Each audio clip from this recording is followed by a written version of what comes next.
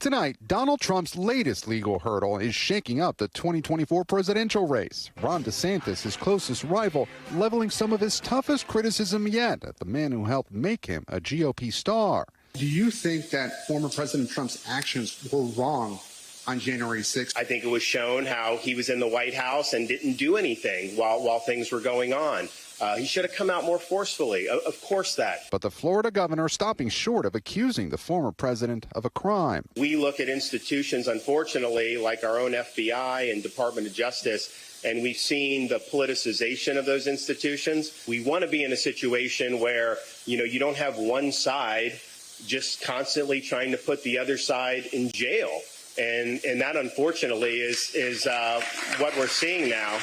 Still, Mr. Trump's campaign calling DeSantis' even lukewarm criticism a disqualifying take from an unserious candidate. As for Nikki Haley, Trump's former UN ambassador, she sounded off today, frustrated that the former president's legal troubles are sucking the oxygen out of the race. I mean, the rest of this primary election is going to be, in reference to Trump, is going to be about lawsuits. It's going to be about legal fees. It's going to be about judges.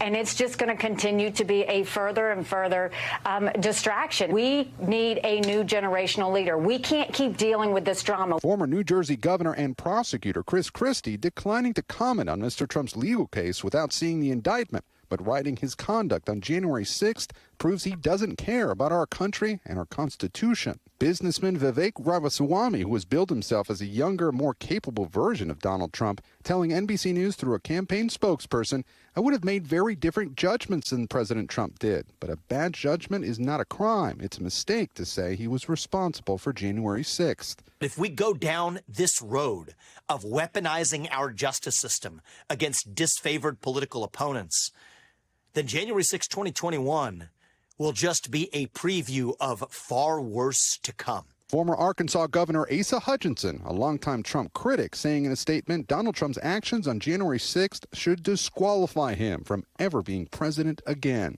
Another 2024 contender, former Vice President Mike Pence, in the rioters' crosshairs on January 6th. Rushed to safety by a Secret Service detail in the Capitol complex as the rioters stalked the halls of Congress. President Trump's words that day were reckless. I had no right to overturn the election. President Trump was wrong then. He's wrong now. I'm not convinced that the president acting on the bad advice of a group of crank lawyers that came into the White House in the days before January 6th is actually criminal. But for most of the GOP field, with a third indictment looming over former President Trump, muted criticism of the frontrunner again. Gabe Gutierrez joins us tonight from Columbia, South Carolina. And Gabe, we saw there in your report, you really had the news-making exchange with the governor today. And it's interesting how the Trump campaign responded, right? You point that out. They retweeted the video, the exchange, essentially criticizing Governor DeSantis for what he said.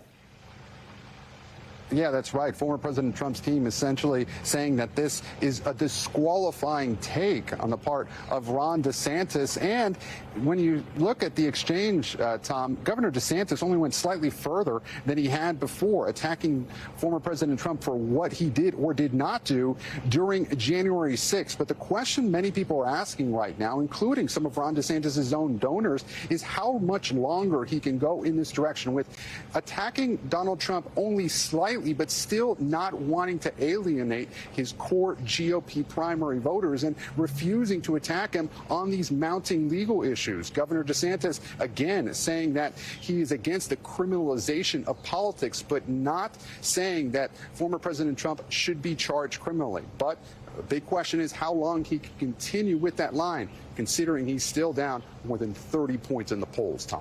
Gabe Gutierrez from the campaign trail for us. Gabe, we appreciate it.